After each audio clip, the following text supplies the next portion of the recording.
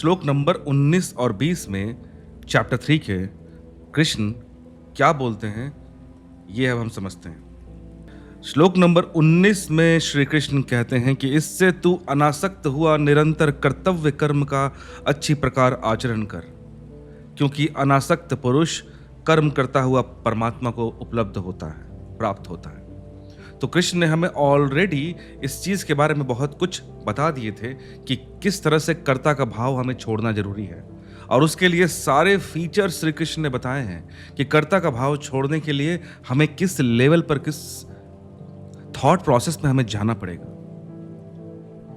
और उसी के लिए आगे एक्सटेंड कर रहे हैं। और मेरे दोस्त, अगर आपने अभी तक लास्ट के 3-4 एपिसोड्स भी देखे होंगे, आपको कर्मयोग के बारे में थोड़ा बहुत आइडिया लग गया होगा कि कृष्ण कर्मयोग किसको बोल रहे हैं, फल की आकांक्षा क्या होती है, हर कुछ श्री कृष्ण ने बताई है। और मैं अक्सर ये कहता हूं कि Bhagavad Gita one of the most misunderstood, misinterpreted book है। लोग इसको बहुत गलत तरीके से समझ जाते हैं, शब्दों को ले लेते हैं, और उसके पीछे जब तक आप साइकोलॉजी को नहीं समझेंगे कि कृष्ण किसकी बात कर रहे हैं, बाहरी जगत की कि भीतरी जगत की, एक बार हमें ये क्लियर हो गया ना, तो बहुत चीजें एकदम साफ साफ हमें दिखना शुरू हो जाती है। तो कृष्ण उत्तम कुकाते जी आपका स्वागत है, हेलो आपको।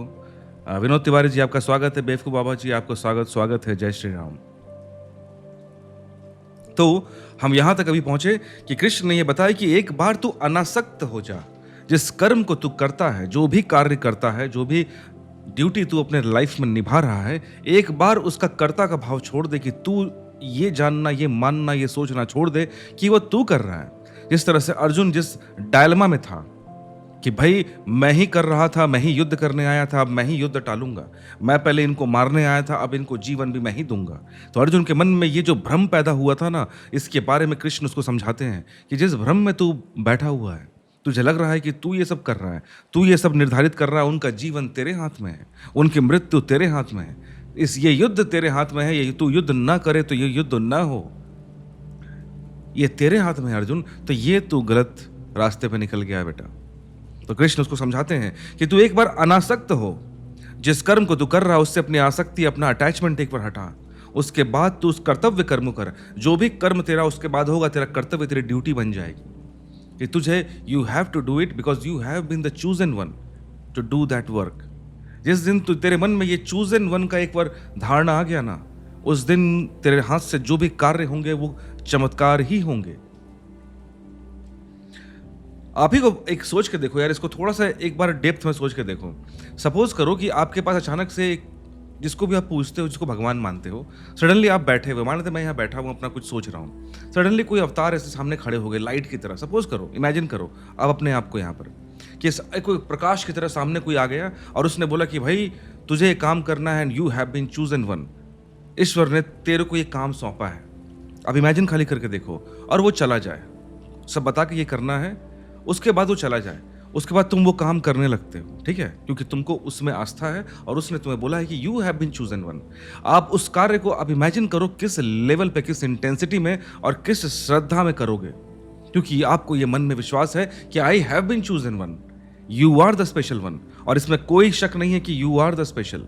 अगर आपसे कोई भी कार्य ये परमात्मा करवाती है तो यू आर द स्पेशल। मैंने कई बार पहले भी एक बार कहा था कि अगर आपसे कोई अच्छा नेक काम भी अगर वो ईश्वर करवाता है तो you are the chosen one. अगर मुझसे कुछ करवा रहा है तो I am the chosen one. पर दिक्कत ये होता है कि हमें लगता है कि नहीं, मैं ये डिसाइड कर रहा हूँ, मैं किसी की सेवा कर रहा हूँ, मैं किसी की भक्ति कर रहा हूँ, मैं कोई दान कर रहा हूँ, मैं कोई कर्म कर रहा हूँ। हमारी दिक्कत यहाँ आ जाती है। और एक बार हमारे पास ये धारणा थोड़ी आ जाए ना कि नहीं, we are the chosen one, और किसी सुपर नेचुरल, किसी सुपीरियर पावर ने हमें चूज किया है ये काम करने के लिए, उस समय हमारा स्वार्थ वहां टिकता नहीं। उसी को कहते हैं कर्तव्य कर्म में। इससे तू अनासक्त होकर तू निरंतर कर्तव्य कर्म में एक बार डूब गया तो अच्छी प्रकार आचरण कर, क्योंकि अनासक्त पुरुष, जो डिअटैच्ड इंसान है, वो कर्म करता हुआ परमात्मा को मिल जाता है, क्योंकि वो कर्म उस समय वो परमात्मा को ही डेडिकेट करता है। और श्लोक नंबर 20 में श्री कृष्ण कहते हैं, जनक आदि ज्ञानी जन भी आसक्ति रहित कर्म द्वारा ही परम सिद्ध को प्राप्त हुए हैं। इसलिए तथा लोक संग्रह को देखता हुआ भी तू कर्म करने का ही योग्य कर। तो यहाँ पर जो जनक के बारे में बातें की गई हैं, उनको भी कृष्ण ये कह रहे हैं कि देखो वो लोग भी अनासक्त होकर ही अपने कर्म को किए, जो ज्ञानी थे। और तू कम से कम उनको देखकर भी ये सीखी कि किस तरह से परमात्मा में विलीन हुआ जाता है अपने कर्म को करते हुए अनासक्त होकर। तब इस पर ओशो क्या टिप्पणी करते हैं दोस्त, हम वो पढ़ते हैं। समझो बात को, अनासक्ति कोई बड़ी चीज नहीं है। जो हर बात ये कहा जाता है ना कि अब कर्ता का भाव छोड़ो, डू, और ये हमें लगता है कि यार कितना बड़ा काम दिया जा रहा है, लेकिन बड़ा काम है नहीं। सिर्फ और सिर्फ थोड़ा सा साइकोलॉजिकल शिफ्ट की बात चल रही है, और बहुत बड़ा शिफ्ट की बात भी नहीं है, ये भी याद रखना। ऐसा नहीं कि आप इधर देख रहे हो और आपको 180 डिग्री रिवर्स करने बोला जा रहा, नहीं। एक हल्का सा शिफ्ट केवल कि ठीक है, ये जो मैं कर रहा हूं ये मेरा चॉइस नहीं है, मैंने हर चीज कैलकुलेट किया, मेरे को ये मार्गदर्शन हुआ, मेरे को ईश्वर ने ये बुद्धि में ये क्षमता दी कि हाँ ये भाई ये तेरे को करना है। उसके बाद वही मुझसे करवा रहा है। At that time you will feel something inside you कि नहीं, उस समय तुम अकेला या कमजोर फील नहीं कर सकते दोस्त। एक बार बिलीव इट और नॉट, जो मैंने अभी एग्जांपल दिया कि एक बार अगर कोई ईश्वर आके आपको बोल दे कि भाई तू चूज किया गया ये काम करने के लिए, आप इमेजिन करो आप किस लेवल पे काम करोगे। वही कृष्ण बोल रहे हैं कि मैं वो कृष्ण ने गीता में यही बोली है कि भाई तुमको मैंने चूज किया है, जो कर्म तुम्हारे हाथ में है। तुम ये बात क्यों नहीं समझ रहे हो? तो ओशो इस पे क्या टिप्पणी करते हैं? अनासक्ति पूर्वक कृष्ण कह रहे हैं इस भांति तो कर्म से मत भाग, भागने की मत सोच, तू अनासक्त हो जा। बस तू आसक्त है इस युद्ध से, इस कर्म से, जो तेरे हाथ में ये कर्म आया है एट द मोमेंट। इस कारण से ही तू अटैच्ड है उससे, उसके कॉन्सिक्वेंस से अटैच्ड है, इसलिए तू भागने की कोशिश कर रहा है। न तो वह संभव है, ना उपादेय, ना वो पॉसिबल है जो तू कर्म से भागने की कोशिश करता है, और ना ये ऐसा कोई सजेशन देगा। संभव भी यही है, उपादेय भी यही है कि तू अनासक्त कर्म में प्रवृत्त हो जा। कि सच्चाई भी यही है और ये रिकमेंडेड भी यही है कि तू उस कार्य में लग जा विदाउट एनी अटैचमेंट, डीअटैच होकर। इस अनासक्त शब्द को थोड़ा समझें। साधारणतः हमारे जीवन में अनासक्त होने का कोई अनुभव होता नहीं, इसलिए शब्द बहुत विजातीय फॉरेन लगता है। यह हमारे अनुभव में कहीं नहीं होता, इसलिए इसे और भी ठीक से समझना जरूरी है। यही मैं बोल रहा हूं कि ये जो डीअटैचमेंट, ये कर्ता का भाव छोड़ना ना, हमें लगता है कि बहुत कोई कठिन, बहुत बड़ी बात कृष्ण डिमांड कर रहे हैं। बहुत बड़ी बात डिमांड नहीं कर रहे हैं। बस समझ लीजिए कि आपका बस 1 डिग्री एंगल चेंज करने बोल रहे हैं, और 1 डिग्री एंगल में ही आप देखिएगा बहुत चीजें चेंज हो जाती हैं इन लॉन्ग टर्म। हमारे अनुभव में 2 शब्द आते हैं, एक आसक्त और विरक्त। अनासक्त कभी नहीं आता। देखो, आसक्त और विरक्त, या तो हम किसी चीज की तरफ आकर्षित होते हैं या किसी चीज से विकर्षित होते हैं, मतलब एकदम हेट्रेड, या तो लाइकिंग है या डिसलाइकिंग है। या तो अट्रैक्ट होते हैं या रिपेल्ड होते हैं। सुंदर हुआ कुछ तो आकर्षित हुए, कुरूप हुआ कुछ तो विकर्षित हो गए। सुंदर हुआ तो आसक्ति बनती है मन में पाने की, सुंदर नहीं हुआ तो विरक्ति बनती है मन में छोड़ने की। या तो हम दौड़ते हैं किसी चीज को पाने के लिए, या हम दौड़ते हैं किसी चीज से बचने के लिए। ये 2 हमारे अनुभव हैं। या तो हम किसी चीज की तरफ जाते हैं या किसी चीज की तरफ से जाते हैं, मतलब अपोजिट जाते हैं।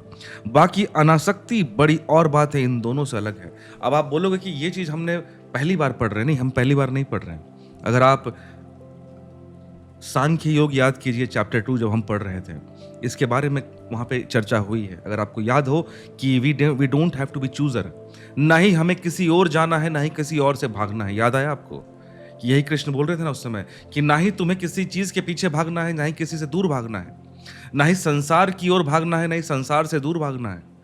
उस समय भी यही बात चल रही थी कि हम मेंटली अपनी माया में चूज करते हैं कि ये जाएं कि ये जाएं, कि इधर ना जाएं उधर ना जाएं। अब वो हमारे प्रॉब्लम का रीजन है। यहाँ भी वही है, यहाँ भी कर्म के एस्पेक्ट में भी वही। अब कर्म के एस्पेक्ट से कृष्ण समझा रहे हैं कि हम यहाँ क्या करते हैं, या तो हम किसी को लाइक कर बैठते हैं या डिसलाइक कर बैठते हैं, या तो हम पाना चाहते हैं या छोड़ देना चाहते हैं। अनासक्ति अलग चीज है। अनासक्ति, बहुत लोग सोचते हैं ना कि नहीं यार यहाँ क्या हो रहा है मुझे मतलब ही नहीं। ये नहीं है अनासक्ति। अनासक्ति का मतलब यह है कि जो है सो है, अच्छा तो अच्छा, बुरा तो बुरा, आया तो आया, नहीं आया तो नहीं आया। मुझे, मैंने पहले भी एक बार एग्जाम्पल दिया था, वो मैं एक बार फिर ड्रॉ कर देता हूं। वो था सी सॉ का एग्जाम्पल। सी सॉ देखा है आपने? या तो हम यहाँ बैठते हैं, इधर जाते हैं, या इधर बैठते हैं, इधर जाते हैं। यही होता है ना, सी सॉ मूव करते हैं। तो ये हो गया एक तरफ लाइकिंग और एक तरफ दूसरा डिसलाइकिंग। लेकिन कृष्ण जो कह रहे हैं कि वो बोल रहे हैं कि नहीं, ये दोनों ही नहीं, एक बीच का भी पाथ होता है जो एकदम यह होता है और तुम यहाँ बीच में खड़े हो गए और तुम दोनों ही चीज़, दोनों ही पॉइंट देख रहे हो। ना तुम इधर जाना चाहते हो ना इधर, ना तुम इसको चूज करते हो ना इसको चूज करते हो, तुम बस बीच में हो। एक कहते हैं ना साक्षी भाव, ऑब्जर्वर की तरह कि ठीक है, जो आए मैं एक्सेप्ट कर रहा हूं, मेरा काम है कर्म करना, आउटपुट जो आए। ना ही मैं कोई अच्छे की चाहत, ना बुरे को रिजेक्शन, कोई मतलब नहीं है। जो कर्म है उसका फल एज इट इज मुझे चाहिए और कुछ नहीं। तो ये बहुत अमेजिंग क्वालिटी है। और ये जो कर्म योग में कृष्ण ये समझा रहे हैं, ये बात ऑलरेडी कृष्ण ने सांख्य योग में यही चीज एग्जैक्टली बताई थी। ठीक है, अगर आपने वो सांख्य योग अगर आपने सुना है या पढ़ा है, आपको बिल्कुल एग्जैक्टली आपको ब्रशअप होगा ये चीजें। अनासक्ति इन दोनों का मध्य बिंदु है। देखो, द मिडिल पॉइंट, ठीक इन दोनों के बीच में जहां न तो अट्रैक्शन काम करता है ना ही रिपल्शन काम करता है, बहुत अद्भुत बिंदु है अनासक्ति। जहां से न तो हम किसी चीज के लिए आतुर पागल होते हैं और न आतुर होकर बचने के लिए पागल होते हैं। नहीं, जहां हम किसी चीज के प्रति कोई रुख नहीं लेते, जहां किसी चीज के प्रति हमारी कोई दृष्टि ही नहीं रहती, हम बस साक्षी हो जाते हैं, ऑब्जर्वर हो जाते हैं। साक्षी मतलब ऑब्जर्वर। अनासक्त का अर्थ है विरक्ति भी नहीं और आसक्त भी नहीं, अनासक्त। ना ही उससे दूर भागना है, ना ही उसके तरफ दौड़ना है। ये बीच का पार्ट है। और ये बता रहा हूं मैं आपको, ये सुन के देखो, मैं ये नहीं बोल रहा हूं कि मैं उस स्टेज पे पहुंच गया, लेकिन थोड़ी बहुत जब लॉजिकली उसको समझने की कोशिश करता हूं कि ऐसी क्या बात बोल रहे हैं, क्या कोई ऐसा कॉन्सेप्ट की बात चल रही है जो बहुत टफ है टू अचीव। तो याद रखिएगा, ये जो स्टेज है ना, जिस स्टेट की बात चल रही है, कृष्ण समझा रहे हैं, वो स्टेट ऐसा नहीं है कि अपने लाइफ में कभी फील नहीं किया है। आपने लाइफ में फील किया हुआ ये स्टेट। क्या आपके कभी लाइफ में ऐसा मोड़ आता है जीवन में कि आपने उस समय एट दैट मोमेंट आप फील करते हो, ना ही मुझे कुछ पाना है, ना ही कुछ छोड़ना है, ना ही मुझे कुछ अच्छा लग रहा है, ना ही कुछ बुरा लग रहा है। एक बहुत ही न्यूट्रल जोन में आप रहते हैं उस वक्त, और वो इतना आपको मेंटली काम कर देगा, आपको अंदाजा नहीं है। और आपने अगर कभी लाइफ में याद कीजिए, कभी इस जोन में आप पहुंचे हैं, आपको उस मोमेंट को याद कीजिएगा ना, बहुत एक कह सकते हैं ना कि समुद्र वाली शांति आपको वो मन में महसूस होगी। विरक्त होना बहुत आसान है, आसक्ति का ही दूसरा हिस्सा है। इसलिए विरक्त मतलब किसी चीज से दूर भागना। और इसी के बाद में जब सांख्य योग चल रहा था, उसमें बात बोली थी ना कि बहुत लोग संसार जीवन छोड़ के बोलते संसारिक जीवन बहुत कठिन है, हम जा रहे हैं जंगल की ओर। तो वो हो गया विरक्ति। पर विरक्ति अनासक्त नहीं है, वो आसक्ति का ही दूसरा है, अट्रैक्शन का ही दूसरा है, रिपल्शन उल्टा। जितना जितना इजी अट्रैक्ट होना है, उतना ही इजी रिपेल करना है, कोई बड़ी बात नहीं है उसमें। और जिस चीज में भी हमारी आसक्ति होती है, उसमें ही आज नहीं कल हमारी विरक्ति अपने आप हो जाएगी। आज एक मकान में बहुत आसक्ति है, कल वह मिल जाएगा, परसों उसमें रहेंगे, 10 दिन बाद भूल जाएंगे। आसक्ति, अटैचमेंट खो जाता है, अट्रैक्शन खो जाता है। फिर धीरे धीरे विरक्ति आ जाएगी जिस दिन आपको कोई दूसरा मकान दिख जाए। आसक्ति को पकड़ने के लिए उस दिन इस मकान से विरक्ति, अटैचमेंट, अट्रैक्शन टूट जाता है। अब दूसरे मकान की ओर अट्रैक्शन चिपक जाता है। जिस चीज से भी हम आकर्षित होते हैं, किसी न किसी दिन उससे विकर्षित होते ही होते हैं। जो चीज भी हमें खींचती है, किसी दिन हम उससे हटते हैं। आकर्षण और विकर्षण, अट्रैक्शन और रिपल्शन एक ही प्रक्रिया के दो हिस्से हैं। अनासक्ति इस पूरी प्रक्रिया के पार है, ट्रांसेंडेंट है अनासक्ति। इन दोनों प्रक्रियाओं के ऊपर अलग अतीत है। और एक बात याद रखना दोस्त, इसलिए मैं इसको देखो, मैं कई बार रिलेशनशिप का कॉन्सेप्ट भगवत गीता से लेके आता हूँ, क्योंकि रिलेशनशिप बहुत हद तक हमारे साइकोलॉजिकल चीज़ पे ही डिपेंडेंट है। और तुम जो भी देखते हो ना कि जो भी रिलेशनशिप स्टार्टिंग में अच्छा था, बाद में कड़वा हो गया, उसके पीछे बहुत बड़ा रीज़न है कि तुम सिर्फ और सिर्फ उस रिलेशनशिप में, चाहे वो गर्लफ्रेंड बॉयफ्रेंड का हो, चाहे मैरिज हो, उसमें सिर्फ और सिर्फ किसी अट्रैक्शन के कारण गए थे। कोई चीज़, ऐसी चीज़ आपको दिख गई सामने जहां आपको बहुत अट्रैक्शन लग रहा है, लुभावना मिल रहा है, चाहे कोई भी कहे, चाहे कोई प्रॉफिट हो, चाहे कुछ भी हो, चाहे सोशल स्टेटस हो या सामने वाला बहुत सुंदर हो फिजिकली, इस टाइप से। क्योंकि कोई भी चीज़ अट्रैक्टिव कितनी भी हो, वो एक बार पाने के बाद उसमें सैचुरेशन आएगा ही आएगा। और चूंकि आपका पूरा बेस उस रिलेशनशिप का सिर्फ और सिर्फ अट्रैक्शन, कुछ भी हो सकता है, मैं ये नहीं बोल रहा हूँ केवल ब्यूटी के बेसिस पे ही अट्रैक्शन होता है, बहुत चीज़ों के कारण अट्रैक्शन होता है। तो वो अट्रैक्शन एक बार सैचुरेशन पे जाएगा ही जाएगा, और उसके बाद वो रिलेशनशिप खराब होगा, क्योंकि अट्रैक्शन के बाद वो रिपल्शन में कन्वर्ट होना ही होना है। इसलिए स्ट्रांग रिलेशनशिप वो अनासक्त होकर ही हुआ जा सकता है। पर बहुत लोग बोलते हैं कि अच्छा तुम रिश्तों में अनासक्त हो गए तो फिर रिश्ता कहाँ बचेगा? नहीं, ऐसा नहीं है। अनासक्त होने का मतलब रिश्ते टूट नहीं जाते। कृष्ण पूरे जीवन अनासक्त होकर ही जी रहे हैं, पर उन्होंने हर कुछ किया है। प्रेम भी किया, युद्ध भी किया, हर चीज किया जो एक इंसान कर सकता है। एक अनासक्त इंसान ही वो कर सकता है। अट्रैक्शन आज है कल खत्म हो जाएगा, इस चीज को समझिएगा। अनासक्त का मतलब न हमें अब खींचती है चीज, न हमें हटाती है वो चीज, न हमें बुलाती है, न हमें भगाती है, न हम खड़े रह गए। बुद्ध ने इस अनासक्ति के लिए उपेक्षा शब्द का उपयोग किया है। उपेक्षा शब्द अर्थ यही है, न इस तरफ न उस तरफ, दोनों तरफ से उपेक्षा, न आसक्ति न विरक्ति, दोनों तरफ से इंडिफरेंस। न तो धन खींचता है न धन भगाता है। कृष्ण ने अनासक्ति का प्रयोग किया। महावीर ने वीतराग का शब्द का प्रयोग किया। राग, विराग, वीतराग। राग मतलब अट्रैक्शन, वीतराग मतलब विराग, मतलब राग मतलब अट्रैक्शन, विराग मतलब रिपल्शन, और वीतराग मतलब अनासक्ति, डी अटैचमेंट। ना उसके आने से अटैचमेंट है, ना उसके जाने का अटैचमेंट है। महावीर ने वीतराग शब्द का प्रयोग किया। जहां न राग हो न विराग हो, वीतराग हो, दोनों के पार हो जाए। बुद्ध कहते हैं जहां न आकर्षण और जहां न विकर्षण, उपेक्षा हो इंडिफरेंस हो, दोनों बराबर हो जाएं। कृष्ण कहते हैं अनासक्ति, जहां न आसक्ति हो न विरक्ति हो, दोनों ही न रह जाए। क्योंकि दोनों, याद रखना, अट्रैक्शन और रिपल्शन दोनों एक ही चीज है। दोनों एक ही चीज है, दोनों एक ही सिक्के के पहलू हैं और उसमें कोई डिफरेंस नहीं है। लेकिन आसक्त भी कर्म करता है और विरक्त भी कर्म करता है। याद रखना, एक अट्रैक्शन में है वो भी कोई कर्म कर रहा है, और उससे कोई दूर भागना चाहता है वो भी कोई कर्म कर रहा है। अनासक्त क्या करेगा? डिअटैच्ड क्या करेगा? आसक्त भी कर्म करता है, विरक्त भी कर्म करता है। यद्यपि जो कर्म आसक्त करता है, विरक्त उससे उल्टा कर्म करता है, लेकिन कर्म दोनों कर रहे हैं। अगर आसक्त धन कमाने की चेष्टा करता है तो विरक्त धन छोड़ने की करता है, त्यागने का काम करता है। अगर आसक्त पदों को लोलुप होता है तो पदों की सीढ़ियां चढ़ने के लिए दीवाना होता है, तो विरक्त पदों से भागने के लिए आतुर उत्सुक होता है, सीढ़ियां उतरने को। आसक्त और विरक्त दोनों कर्म में रत होते हैं, लेकिन दोनों के रत होने का ढंग विपरीत होता है, एक दूसरे की तरफ पीठ किए है। अनासक्त क्या करता है? तो यहां पर सवाल सिर्फ कोशो की बात उठा रहे हैं कि एक अनासक्त क्या करता है? जो अट्रैक्शन में है वो भी कोई कर्म कर रहा है, उस ओर भाग रहा है, और जो रिपल्शन में है वो उससे दूर भाग रहा है। दोनों ही चेष्टा कर रहे हैं, एक ओर भागने का, एक परे भागने का। लेकिन जो अनासक्त है, डिअटैच्ड है, जो बीच में है, जो वीतराग है, जो उपेक्ष है, वो क्या करता है? वो बीच में खड़ा है, वो न इधर न उधर।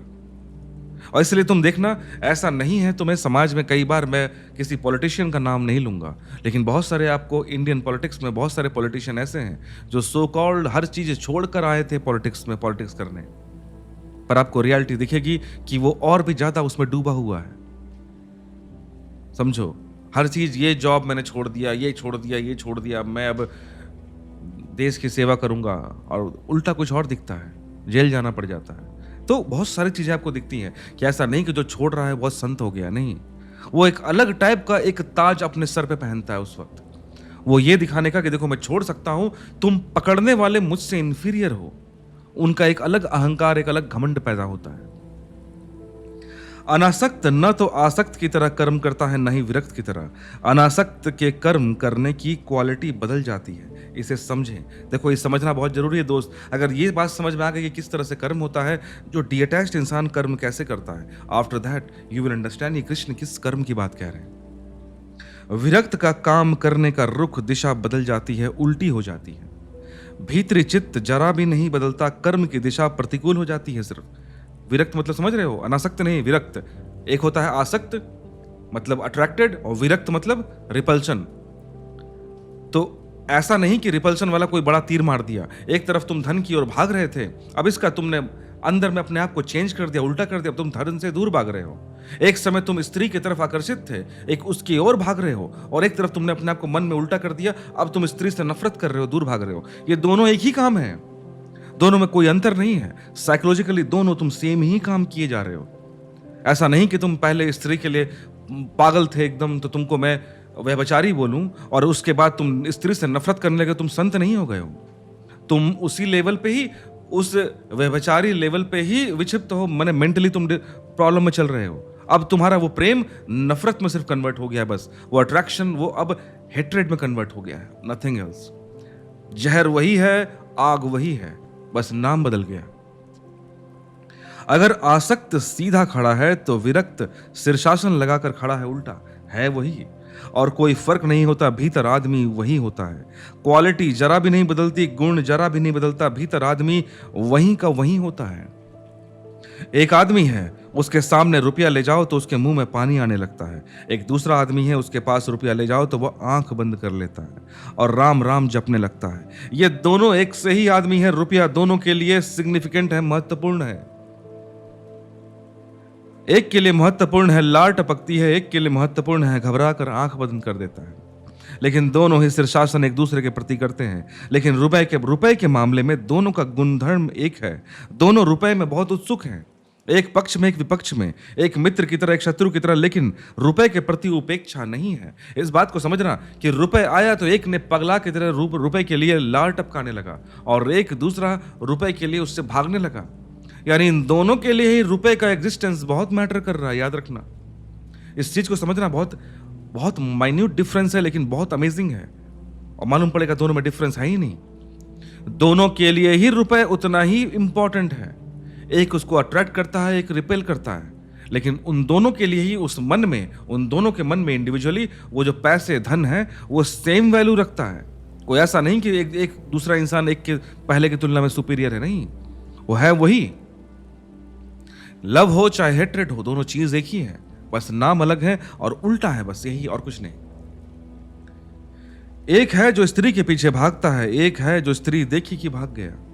इन दोनों में बुनियादी गुणात्मक फर्क नहीं है। इनके कृत्य में फर्क है, कार्य में फर्क है, दिशा का। इनके चित्त में, इनके कॉन्शियसनेस में फर्क नहीं है।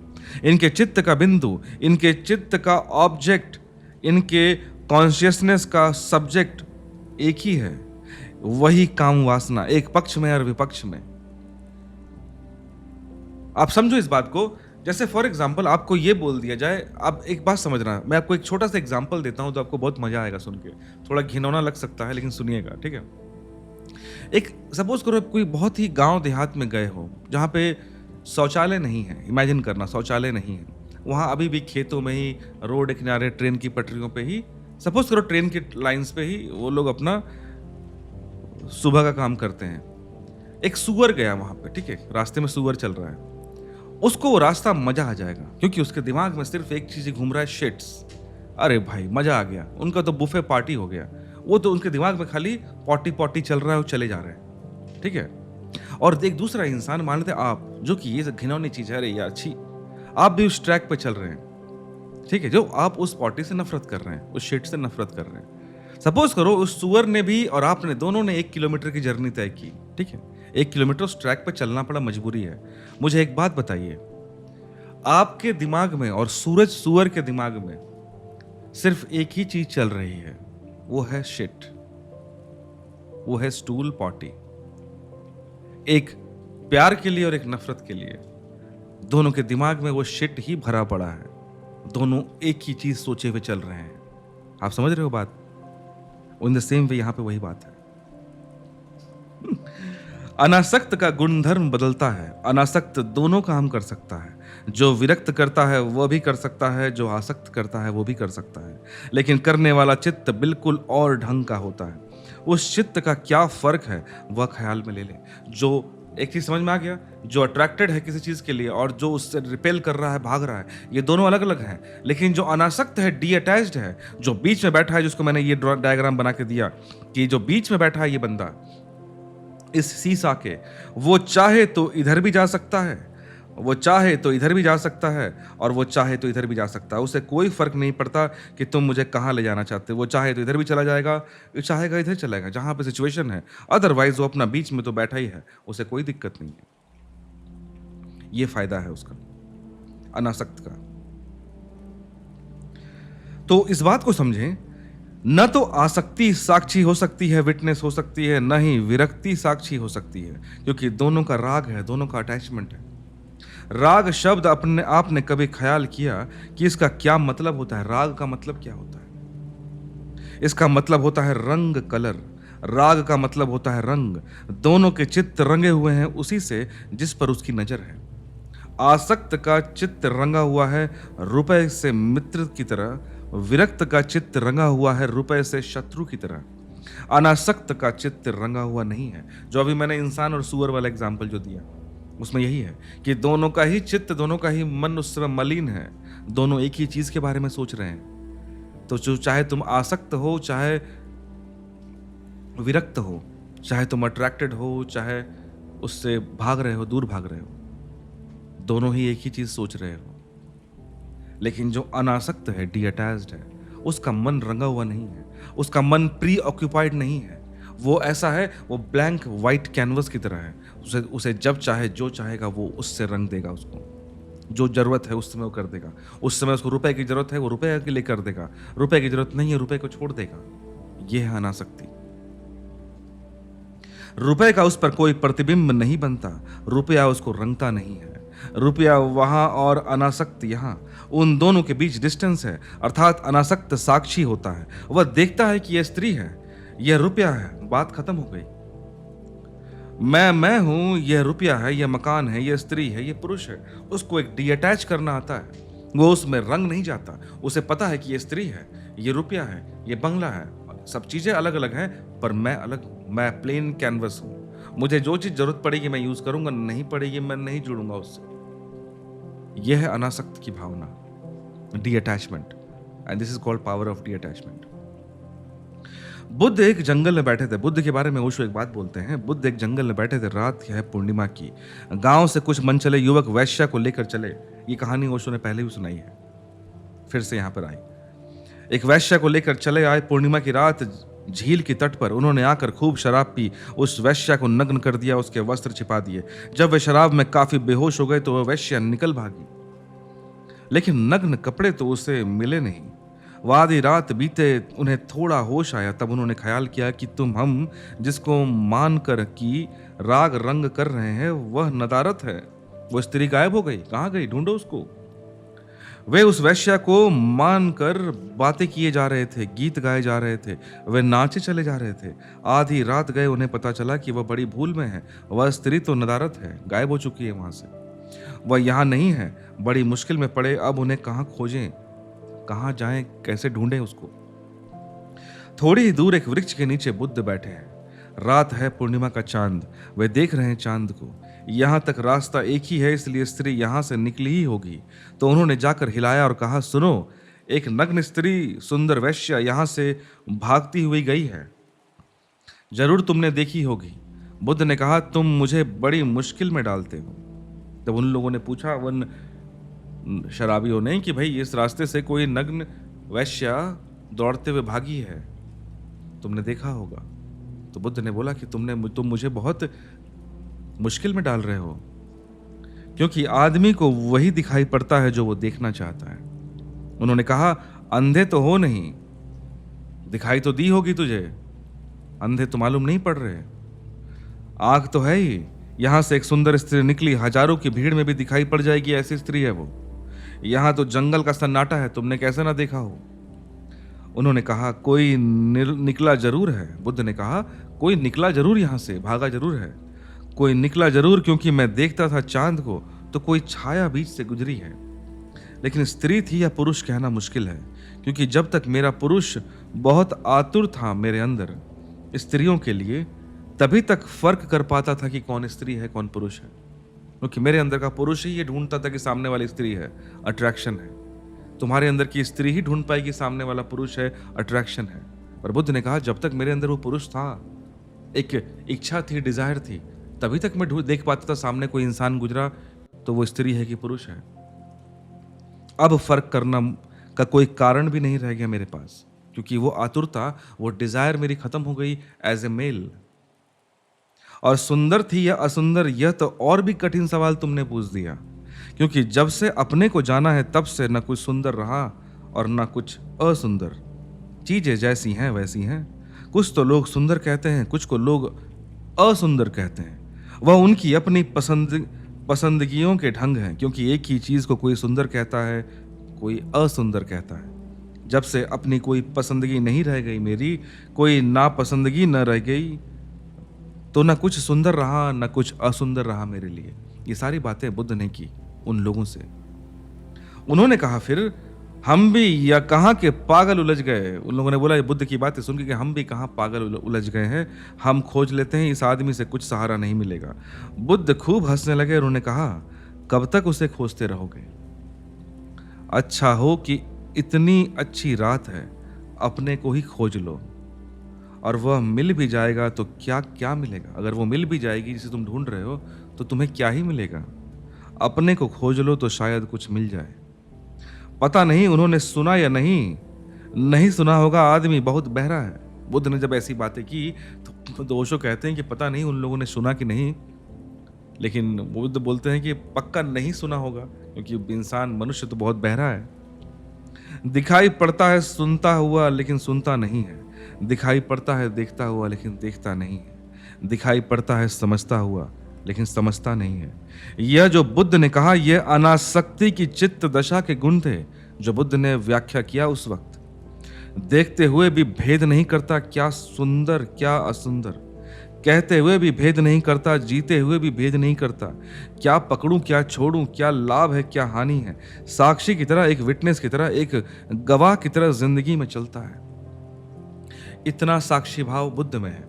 अब एक सवाल है, जैसे राम अमेरिका गए, अगला जब एक सवाल, अगला जो सेंटेंस पैराग्राफ कुछ और है। मैं आपसे एक बात बोलता हूं, आपने जब ये स्टोरी सुनी बुद्ध की, आपके मन में एक सवाल उठा होगा, मेरे मन में अक्सर उठता था कि यार इतने बड़े बड़े लोग, बुद्ध, महावीर, कृष्ण जैसे, इनके बारे में जब एग्जाम्पल दिया जाता है कि ये इनका जीवन ऐसा था, तो मेरे मन में आता है कि भाई मैं तो एक नॉर्मल इंसान, तुम मेरे को जीरो से सीधा बुद्ध पे ले जाने की बात करते हो, तुम मेरे को जीरो से सीधा महावीर पे ले जाने की बात करते हो, तुम मेरे को जीरो से सीधा मीराबाई पे ले जाने की कोशिश करते हो, जीरो से कबीर पे, जीरो से कृष्ण पे ले जाने की बात करते हो। कैसे संभव होगा? और जब ये बात मुझसे आप करते हो, देखो प्रॉब्लम समझना, जो एज ए कॉमन पर्सन मुझे फील होता है, वो प्रॉब्लम आपको भी फील होती होगी। वो ये है कि भाई मैं अब डायरेक्ट बुद्ध वाला चेतना नहीं ला सकता, ये वाला। लेकिन एक बात समझो, कृष्ण हमसे ये नहीं कह रहे कि तुम डायरेक्ट बुद्ध वाला लेवल पहुंच जाओ, डायरेक्ट महावीर वाला लेवल पहुंच जाओ, ये नहीं कह रहे वो। बस वो ये कह रहे हैं कि पार्थ, तुम यहां खड़े हो जीरो पे और यहां पे इन्फिनिटी है, यहां बुद्ध है और यहां पे तुम हो यू, पर इसके बीच में बहुत सारे पड़ाव हैं। तो कम से कम यहां इस रास्ते को छोड़कर हॉपिंग करके यहां तो एटलीस्ट आ जाओ बेटा। ये कह रहे हैं थोड़ा सा तो तुम अपनी कॉन्शियसनेस को ऊपर लाओगे। मैं वो कृष्ण ये नहीं कह रहे कि तुम आज यहां पे ये हो जीरो पे, कल तुम मेरी बात सुनकर तुम बुद्ध बन गए, ऐसा संभव भी नहीं। शायद हो भी सकता है संभव किसी के लिए, मेरे ऐसे के लिए तो नहीं है।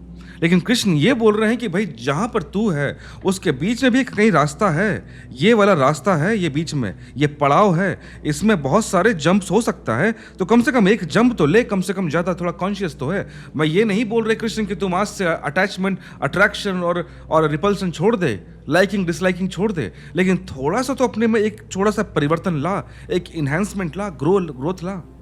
जैसे हम पढ़ाई भी करते हैं तो क्लास 1 से शुरू करते हैं, हमें एक हायर स्टडीज तक जाना है, पर क्लास 1 में जब हम स्कूल में एडमिशन लेते हैं, टीचर ये नहीं बोलते कि बेटा अगले दिन तुमको मास्टर्स करना है, पीएचडी करना है, वो तो नहीं बोलते। लेकिन हाँ, शुरुआत वहां से हो रही है, कोशिश डे 1 से शुरू होती है, क्लास 1 से क्लास 2 में जाएंगे। तो कृष्ण भी यही कह रहे हैं कि हो सकता है कि तो क्लास 1 से क्लास 2 पे तो जा, कम से कम अपने आप को थोड़ा सा तो साक्षी भाव में, ऑब्जर्वर स्टेट में लेके आ, थोड़ा सा तो डी अटैचमेंट को फील करना शुरू कर।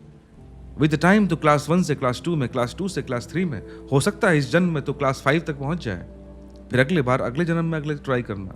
लेकिन हमारे पास चेष्टा इतनी होनी चाहिए, इतना सरेंडर नहीं कर देना चाहिए कि नहीं वो सब तो बुद्ध का काम है, महावीर का काम है, हम लोग नाचीज। एक तो जो सोसाइटी ने एक बात ये की है ना कि हर चीज को हमने अपनी नाकामी को छुपाने के लिए हर चीज को सुप्रीम कर दिया ना, कि नहीं वो तो बड़े बड़े लोग करते हैं, हम तो नाचीज हैं जी। नहीं, कोई नाचीज नहीं है, कोई बड़ा नहीं है। बुद्ध भी हमारे जैसे ही लोग थे, महावीर भी मेरे जैसे ही थे, मेरा तो ये मानना है। उनमें कोई चौथा पंख नहीं लगे हुए थे, परंतु उनकी चेष्टा थी, इतना स्ट्रेंथ था उनके चेष्टा में कि वो बन गए। ठीक है, मुझे वो नहीं बन पा रहा मैं, लेकिन थोड़ा सा बेटर तो हो ही सकता हो ना। अगर आप ये गीता पढ़ भी रहे हैं तो आपके पास, या सुन भी रहे हैं दोस्त, तो आपके मन में यही चेष्टा है ना कि जो भी मैं जिस स्तर पे हूं उससे 1 रुपया ऊपर जाऊं, इतना ही चेष्टा है। आप ये तो नहीं कि गीता पढ़ रहे हो या फिर मैं गीता पढ़ रहा हूं अगले दिन मैं कृष्ण बन के रथ लेके दौड़ जाऊंगा कि नहीं मैं ही अब दुनिया को सिखाने वाला हूं, ऐसा तो नहीं है, वो संभव नहीं है। लेकिन हाँ, जिस स्तर पे मैं हूं उससे तो 1 रुपया ऊपर जाऊंगा ना मैं, उससे 2 रुपया ऊपर जाऊंगा मैं। तो हमारी चेष्टा एटलीस्ट ये होनी चाहिए। एटॉमिक हैबिट जो बुक है ना, उसी को बोल रहा हूँ। एटॉमिकली हमें ग्रो करना है कि हाँ भाई ठीक है, मैं लाइफ में हर चीज़ तो नहीं अट्रैक्शन तोड़ पा रहा, रिपल्सन तोड़ पा रहा, लेकिन कुछ कुछ चीज़ों में ट्राई करना शुरू करूंगा। थोड़ा सा डी अटैचमेंट, कि हाँ भाई एटलीस्ट अपने रिलेशनशिप में लाने की कोशिश करेंगे ना।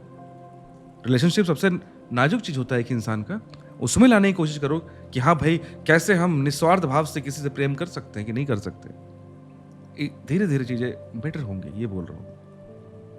और ओशो आगे क्या बोलते हैं समझिएगा बात को। मैंने ये बात क्यों इम्फोसाइज किया दोस्त, इस कारण से कि अक्सर हमारे पास सोसाइटी में हमें बोल दिया गया कि अरे वो तो बड़े बड़े लोग थे, वो करते हैं। तो ये बोलने का अर्थ ही एक सर्टिफिकेट दिया जाता है सोसाइटी के द्वारा कि हम सुअर ही हैं, हम सुअर ही की तरह रहना चाहिए, ये बोलने की कोशिश की जाती है। नहीं, हम में और बुद्ध में अंतर नहीं है। बुद्ध वहां पहुंच गए इन्फिनिटी पे, हम 0 पे अटके हुए, बस यही है। बाकी जो मशीन है मेरे में और बुद्ध में सेम ही है, आप में और बुद्ध में सेम ही है, आप में और महावीर में सेम ही है, अंतर नहीं है। बस उस मशीन को उन्होंने यूज करना सीख लिया और हम और आप यूज नहीं कर पा रहे हैं। ठीक है, मैं बुद्ध नहीं बन रहा, लेकिन जो मैं हूं उसका +1 तो बन ही सकता हूं आज। राम अमेरिका गए, एक जगह से निकल रहे थे, कुछ लोगों ने पत्थर फेंके और गालियां दी। लौटकर बहुत हंसते हुए वापस लौटे, मित्रों से कहने लगे आज तो बड़ा मजा आ गया। राम तीर्थ की बात चल रही है। राम को आज बड़ी गालियां पड़ी, कुछ लोगों ने पत्थर भी मारे। पिटोगे, गालियां खाओगे, लोग कहने लगेंगे किस बात के लिए, किसकी बात कह रहे हैं आप? तो उन्होंने कहा इस राम की बात कह रहा हूं, इस राम की। अपनी छाती की तरफ हाथ करके कहा इस राम की बात कह रहा हूं मैं। आज इन पर काफी गालियां पड़ी, आज इन पर काफी पत्थर पड़े। लोगों ने कहा आप पर ही पड़े हैं ना। वो राम तीर्थ, जो राम कौन है मुझे पता नहीं, यहाँ पर शायद राम तीर्थ की बात हो रही है। तो लोगों ने पूछा कि इतनी गालियां खाए हो आप, इतने किसकी बात कर रहे हो? तो वो बोलते हैं इस राम की बात कह रहा हूं मैं, इसको आज बहुत गालियां पड़ी हैं, बहुत पत्थर पड़े हैं।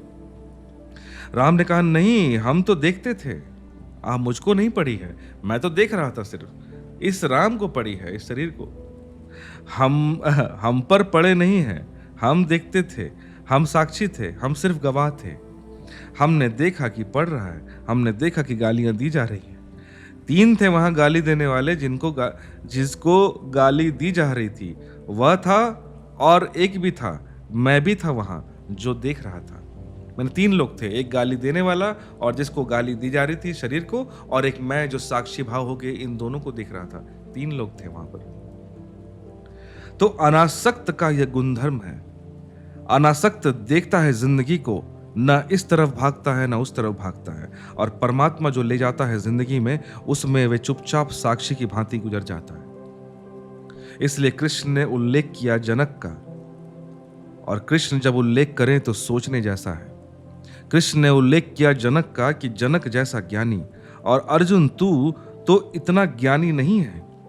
उनका मतलब साफ है, वे ये कह रहे हैं कि तू तो इतना ज्ञानी नहीं, तू तो वैराग्य की बात कर रहा है। जनक जैसा ज्ञानी भी छोड़ने को, भागने को आतुर न हुआ। जनक जैसा ज्ञानी चुपचाप वहीं जिए चला गया जहां था। शायद ये किस जनक की बात हो रही है मुझे पता नहीं, शायद राजा जनक की बात हो रही है, जो अष्टावक्र गीता जो लिखी गई ना, शायद उस जनक की बात हो रही है। तो क्या था सूत्र जनक का? सूत्र था अनासक्ति योग। सूत्र था जहां हमें 2 दिखाई पड़ते हैं, वहां तीसरा भी दिखाई पड़ने लगे। The third force.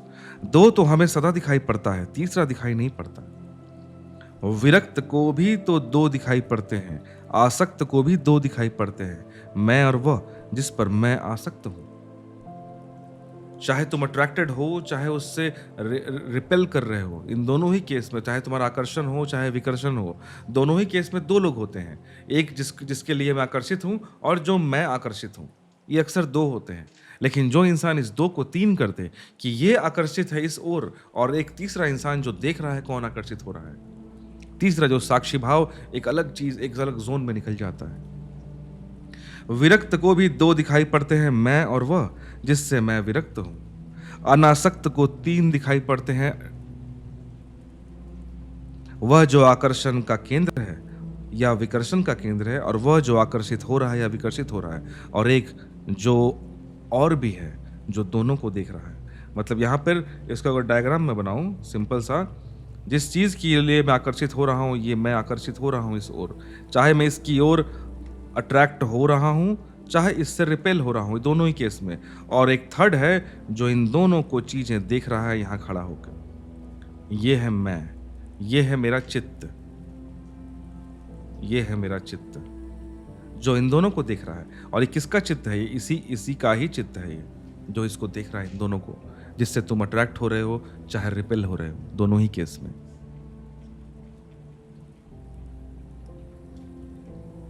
यह जो दोनों को देख रहा है, मतलब ये जो ब्लैक वाला मैंने बनाया चित्त, ये जो दोनों को देख रहा है, अर्जुन से कृष्ण कहते हैं तू इसी में प्रतिष्ठित हो जा, यही तू है। इसमें तेरा हित तो है ही, तेरा मंगल तो है ही, इसमें लोक मंगल भी है, सभी के लिए भला है। क्यों? इसमें क्या लोक मंगल है? यह तो मेरी समझ में पड़ता है, आपकी भी समझ में पड़ता है कि अर्जुन मंगल है। अनासक्त कोई हो जाए तो जीवन के परम आनंद के द्वार पर खुल जाते हैं। आसक्त भी दुखी होता है, विरक्त भी दुखी होता है। देखना, जो भी अट्रैक्टेड है, चाहे भाग रहा है, चाहे उसकी ओर भाग रहा है या उसके परे भाग रहा है, ये दोनों ही दुखी होते हैं, ये दोनों ही दुखी होते हैं। ऐसा नहीं कि वो खुश हैं। कोई इंसान भोग में पड़ा है ना स्त्रियों के, वो भी दुखी है, और जो स्त्रियों से भाग रहा है, उनसे नफरत फैला रहा है, उनसे जल रहा है, कुड़ रहा है ना, उससे एकदम नफरत में है, वो भी दुखी है। लेकिन जो बीच में है अनासक्त, उसे कोई फर्क नहीं पड़ता। फिर आसक्त भी दुखी है, विरक्त भी दुखी है, आसक्त भी सुखी है, विरक्त भी सुखी होता है। बुद्ध ने कहा, जिसे हम प्रेम करते हैं वह आ जाए तो सुख देता है, जिसे हम घृणा करते हैं वह चला जाए तो सुख देता है। जिसे हम घृणा करते हैं वह आ जाए तो दुख देता है, जिसे हम प्रेम करते हैं वो चला जाए तो दुख देता है। फर्क क्या है? बुद्ध ने पूछा। दोनों काम करते हैं। हाँ, किसी के आने से सुख होता है, किसी के जाने से, किसी के जाने से सुख होता है, किसी के आने से, बस इतना ही फर्क है। वो डिपेंड कर रहा है कि कौन सी चीज आ रही है, आपकी लाइकिंग डिसलाइकिंग कैसी है। जो चीज आ रही है वो आपका लाइकिंग में है तो सुख मिलेगा, जो चीज जा रही है आपके लाइकिंग में है तो दुख मिलेगा।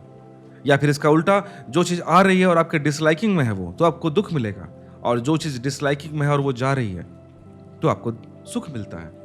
बस चीज दोनों में ही, सुख दुख दोनों में ही मिल रहा है। लेकिन बस सवाल यह है कि आपका वो लाइकिंग डिसलाइकिंग किस तरह से है, उसी अकॉर्डिंग परमुटेशन कॉम्बिनेशन बन रहा है। पर दोनों में ही आप कर्म कर रहे हो, दोनों में ही दुख आपको देखना पड़ रहा है। मित्र भी सुख देते हैं, मित्र भी दुख देते हैं, शत्रु भी सुख देते हैं, शत्रु भी दुख। अब देखो यहां पर आपको ये वाला शायद ये पैराग्राफ थोड़ा सा कंफ्यूजिंग लगा होगा कि यहाँ पे बुद्ध क्या बोल के चले गए, या कृष्ण यहाँ क्या समझा रहे हैं कि भाई आती है तो दुख देता है, जाती है दुख देता है। मतलब ओशो ये कहना चाह रहे हैं, समझना बात को, कि एक चीज है, सपोज करो कि मैं किसी चीज को पसंद करता हूँ, ठीक है, मान लेते हैं कि मुझको ये पत्थर मुझे पसंद है। इमेजिन करो ये मुझे पसंद है, मेरा लाइकिंग है इस ओर। तो आपको क्या लगता है कि अगर मेरे को ये पसंद है तो मेरे को ये सुख देगा, केवल क्या दुख नहीं देगा? तो बुद्ध ने कहा कि ये तुमको दोनों ही देने वाला है। तुम्हारा लाइकिंग है इसके लिए, ओके, जब तक तुम्हारे पास है तुम्हें सुख देगा, तुमसे दूर चला गया, तुमसे खो गया, तुम्हें दुख देना शुरू कर देगा। हो गया? अब सपोज करो कि मुझे ये पत्थर, दूसरा पत्थर, ये बिल्कुल पसंद नहीं मुझे, आई हेट इट। तो जब तक ये मेरे पास है दुख दे रहा है, और जब मेरे दूर चला गया तो सुख है। तो समझ रहे हो, तुम इसको लाइक करो चाहे डिसलाइक करो, दोनों ही केस में आपको सुख दुख दोनों ही देगा ये। तो मतलब आपका पूरा हैप्पीनेस और सॉरोनेस इसके एग्जिस्टेंस पे डिपेंडेंट है, क्योंकि तुम्हारा उससे या तो अट्रैक्शन है या रिपल्शन है। तुम उससे जुड़े हुए किसी न किसी भांति, चाहे प्रेम में चाहे नफरत में, तुम जुड़े हुए हो इससे। इसलिए कहते हैं ना कि तुमसे अगर किसी से झगड़ा हो गया, किसी से नफरत है, कुछ भी है, और अगर आपको एक बार उससे अगर कुछ वो हो गया कि नहीं, आप हम लोग बोलते हैं ना कि नहीं यार, एक बार उससे किसी के लिए मन में विराग मत रखो, क्योंकि वो तुम उसको छोड़ नहीं पा रहे हो, तुम उसको भूल नहीं पा रहे हो, वो है तुम्हारे अंदर। एक मिनट।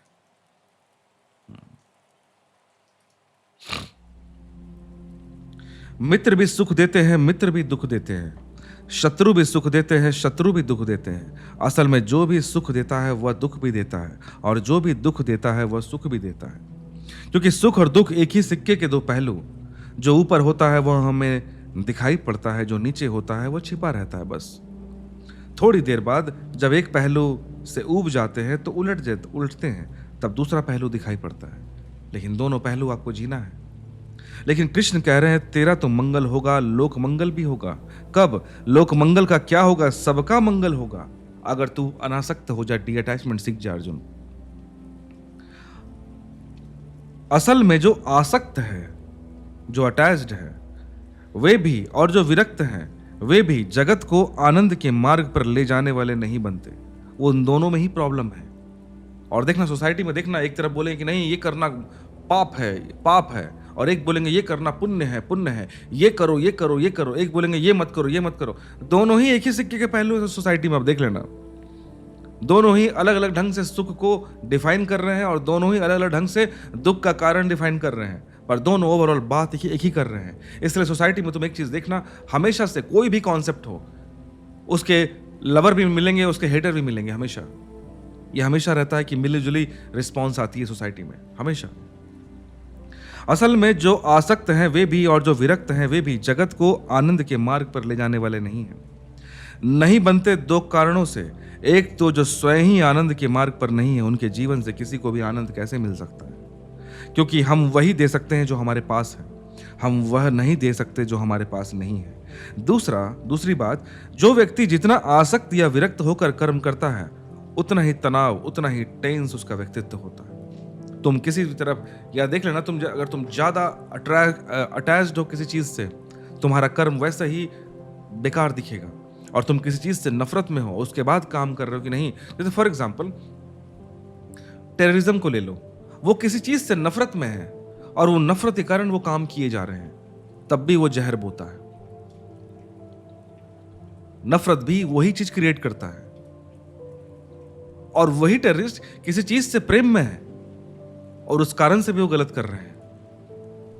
तो वो किसी चीज से जब तुम प्रेम करते हो, जब तुम समझो बात को, अगर मैं इस पत्थर से अटैच्ड हो गया तो यानी मैं दूसरे पत्थर से मैं से भाग रहा हूं, वो मुझे पसंद नहीं है, मुझे ये पसंद है।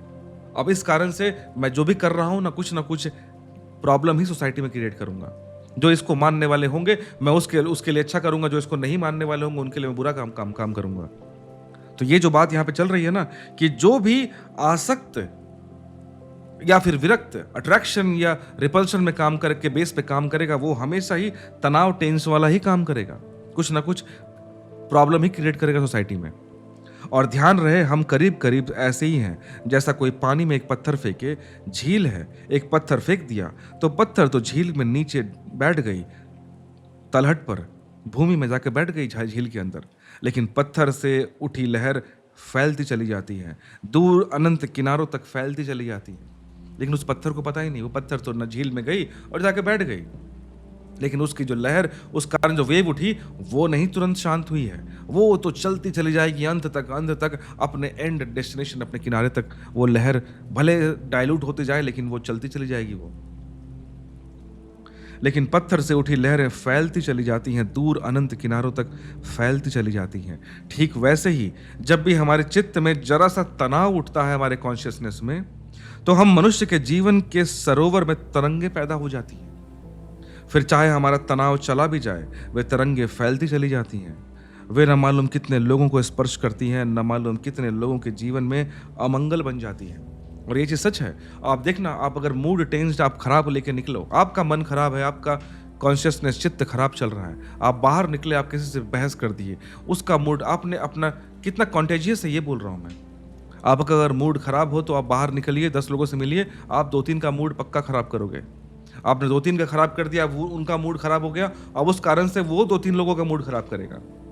तो एक शुरुआत जहां से होती है वहां से कैसे एक चीजें पूरी की पूरी बिखरती चली जाती हैं। तो उसी के लिए बोल रहे हैं कि तुम समाज के लिए मंगलकारक नहीं हो सकते अर्जुन, अगर तुम्हारा चित्त अनासक्त नहीं है, क्योंकि तुम हमेशा ही ऐसी चीज क्रिएट कर दोगे तो सोसाइटी को प्रॉब्लम क्रिएट कर रहा है। सिर्फ अनासक्त डिअटैच्ड व्यक्ति के भीतर से तनाव की, चिंता की, दुख की, पीड़ा की विकृत तरंगे नहीं उठती। सिर्फ अनासक्त व्यक्ति से जो तरंगे उठती हैं वो सदा मंगलकारी है। इसलिए लोक मंगल है। लोक मंगल यहां बहुत ही गहरे अर्थों में कहा गया है। लोक मंगल लोगों के लिए बढ़िया होगा। हम 24 घंटे अपने चारों तरफ रेडिएट कर रहे हैं लोक मंगल। अपने बारे में हम जो भी हैं, हम अपने आसपास वही चीज रेडिएट करते हैं। जो भी हमारे भीतर है वो रेडिएट हो रहा है, वह विकिरणित हो रहा है। उनकी किरणें हमारे चारों तरफ फैल रही हैं। हर आदमी अपने चारों ओर प्रतिपल उसी तरह लहरें उठा रहा है जैसे पत्थर फेंका गया झील में उठाता है। हम कल समाप्त हो जाएंगे, लेकिन हमारे द्वारा उठाई गई लहरें अनंत हैं। वे कभी समाप्त नहीं होंगी, वे चलती ही रहेंगी। वे कभी दूर तारों के निवासियों को भी छुएंगी। अब वैज्ञानिक कहते हैं कोई 50,000 तारों पर जीवन है। अभी तक उन्होंने कोई 4 अरब तारे खोज निकाले हैं। जीवन वहां समाप्त नहीं होता मालूम पड़ता है। हमारी सामर्थ्य चूक जाती है, उसके आगे क्या है। तो ये तो भागे, चलो मैं तारों पे नहीं जाता, लेकिन एक बात तो है कि जैसे कहते हैं ना कि हमारे थॉट्स एक एनर्जी की तरह हमारे सोसाइटी में एग्जिस्ट करती हैं। अगर हर चीज़ को मैं एनर्जी मानूं, आप भी एनर्जी, मैं भी एनर्जी, और मैं थॉट्स के थ्रू एनर्जी क्रिएट करता हूं, क्रिएट मतलब अपने एनर्जी को ट्रांसफॉर्म करता हूं एक बैड एनर्जी में, तो डेफिनेटली वो आपको इन्फ्लुएंस करती है और वो सोसाइटी को बहुत दूर तक इन्फ्लुएंस करेंगी। एक हिटलर का थॉट और उसने कितना बड़ा कैलेमिटी ला दिया, तो याद रखना। और एक गुड थॉट्स, इसलिए देखो जो संत होते हैं, जो गुरु होते हैं, वो 1000 साल पुराने हो, उनके बातों, उनके जीवन से ऐसी वाइब्रेशन क्रिएट होती है कि वो आज तक मौजूद है। कुछ तो कारण होगा ना, वरना अरबों करोड़ों अरबों लोग आके इस पृथ्वी पर चले गए। कुछ लोगों की तरंगें ऐसी होती हैं, कुछ लोगों की एनर्जी क्रिएशन ऐसा होता है कि वो आज तक है और आगे कई सदियों तक रहेगी। एक एक व्यक्ति से जो तरंग उठती है वो उठती ही चली जाती है। व्यक्ति कभी का समाप्त हो जाएगा, उसके द्वारा उठाई गई तरंगें अनंत काल तक उठती रहेंगी, अनादि अनंत। कृष्ण कह रहे हैं जो अनासक्त चित्त है, उसके भीतर जो गुण परिवर्तित होता है, उससे जो तरंगें उठती हैं, वे बिल्कुल बिना जाने परोक्ष चुपचाप लोगों के जीवन में मंगल की वर्षा कर रहे हैं। और तू लोक मंगल के लिए भी अनासक्त हो जा, लोगों का कल्याण होगा। इस कारण से भी तू डीअटैचमेंट की ओर मूव कर। अपने के लिए तो अनासक्त होना उचित है ही, आनंदपूर्ण ही है, औरों के लिए भी आनंदपूर्ण है। इसलिए जैसे जनक और सब जानने वालों के लिए जीवन से भागने की कोई चेष्टा न की। राजा जनक ने, जैसे जनक और सब जानने वालों ने, जितने विज्ञानी, जितने लोगों थे, सब जानने वालों ने जीवन से भागने की कोई चेष्टा नहीं की।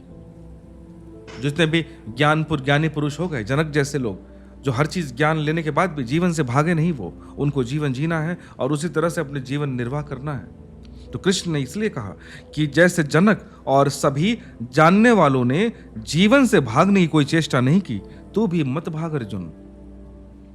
भागने से कभी कोई कहीं नहीं पहुंचता, भागने से कभी कोई रूपांतरित नहीं हुआ, भागने से कभी कोई क्रांति भी घटित नहीं हुई, क्योंकि भागते केवल वही हैं जो नहीं जानते हैं। जो जानते हैं वे भागते नहीं, रूपांतरित करते हैं, स्वयं को बदल डालते हैं। विरक्ति भगाता है आसक्ति से। विरक्ति जो है आसक्ति से भगाता है। विरक्ति है भागना, विरक्ति भागना है आसक्ति से। तुम एक तरफ अट्रैक्टेड हो, अब तुम विरक्त हो रहे हो तो तुम उससे बस दूर भाग रहे हो। भागने से फर्क नहीं पड़ता। अर्जुन तुझे लगता है तो युद्ध से भाग जाएगा, कोई फर्क नहीं पड़ता। तो इस ओर है अभी, कल किसी और चला जाएगा, दैट्स ऑल, इतना ही है।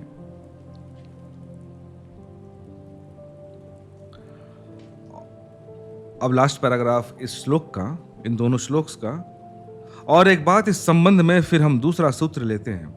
जो आदमी आसक्ति में जिएगा, सब कुछ करो, जो आदमी आसक्ति में जिएगा उसके मन में सदा ही विरक्ति का ख्याल आते रहेगा, आते ही रहेंगे, क्योंकि जिंदगी पोलर है, ध्रुवीय है।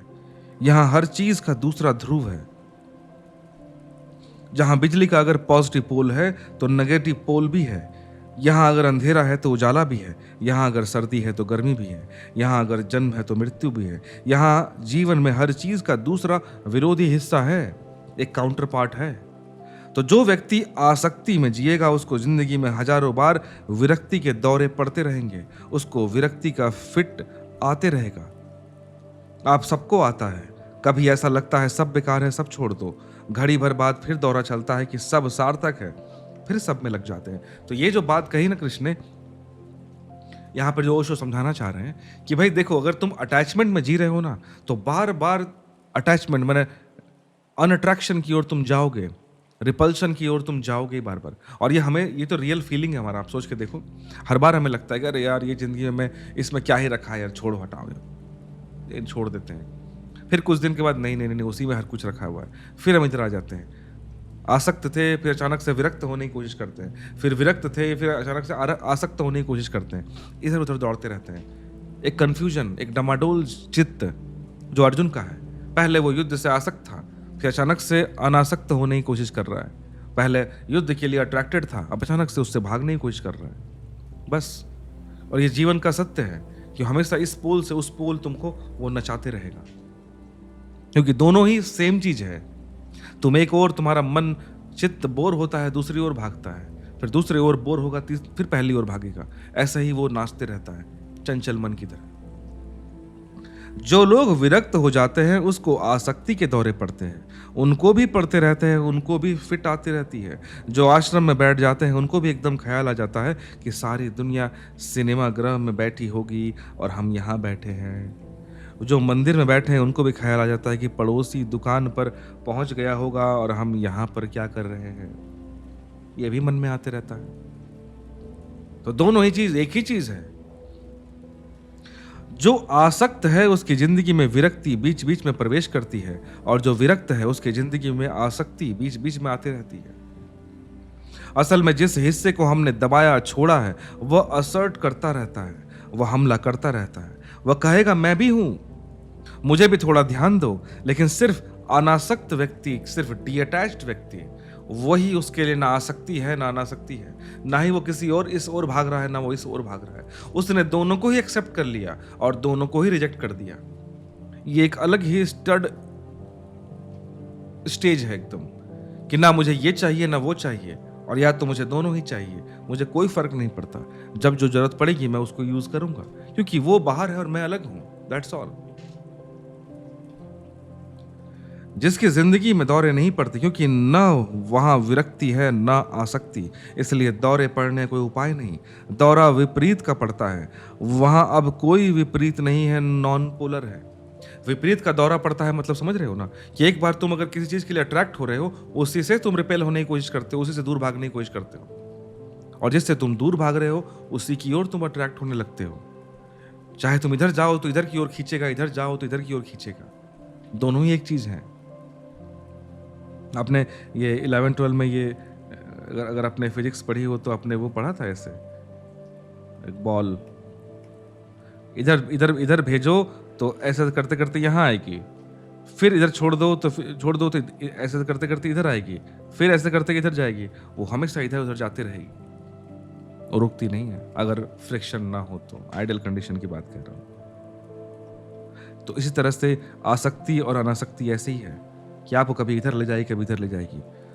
पर अगर इसी को ही हम स्टेबल करना चाहते हैं, जो डी अटैचमेंट है, डी अटैचमेंट क्या है? इस बॉल में रखा हुआ ये बॉल जो यहाँ पे अपना रुक गया, ना उसको इधर से प्रेम ना उसको इधर से प्रेम, कोई फर्क नहीं पड़ता।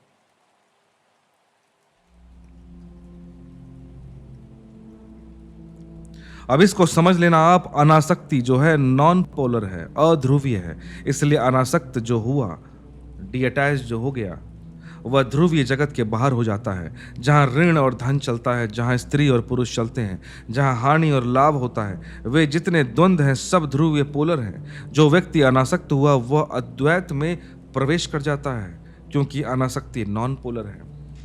वह अद्वैत में चला जाता है, डुअलिटी में नहीं रहता, सिंगुलैरिटी में घुस जाता है। वो उसे कोई फर्क नहीं पड़ता ये और ये, उसे मालूम पड़ता है ये दोनों ही नहीं, सिर्फ एक। ब्रह्म में केवल वही प्रवेश करते हैं जो अनासक्त है, डी अटैच्ड है। जो आसक्त हैं या विरक्त हैं वे द्वैत में भटकते रहेंगे। असल में जिसने भी पक्ष लिया विपक्ष लिया वह पोलर में गया, वह ध्रुवीय जगत में प्रवेश कर गया। वह ब्रह्म को कभी स्पर्श नहीं कर पाता। ब्रह्म को वही स्पर्श कर पाता है जो दो की जगह एक में उठता है। आसक्ति और विरक्ति दोनों से उठना पड़ेगा, और इन दोनों से ही उठने की जो स्थिति है वह कर्म में साक्षी बन जाती है। और ये साक्षी भाव की बात हमने सांख्य में भी पढ़ी थी, बिल्कुल एग्जैक्ट यही एक्सप्लेनेशन था वहाँ पर भी। अगर आपने सांख्य योग चैप्टर 2 सुनोगे, जो कि हमने पॉडकास्ट किया है, आपको मिलेगा कि बिल्कुल जो कर्मयोग में हम पढ़ रहे हैं वही ज्ञान योग में कृष्ण ने ऑलरेडी वो बातें की हैं।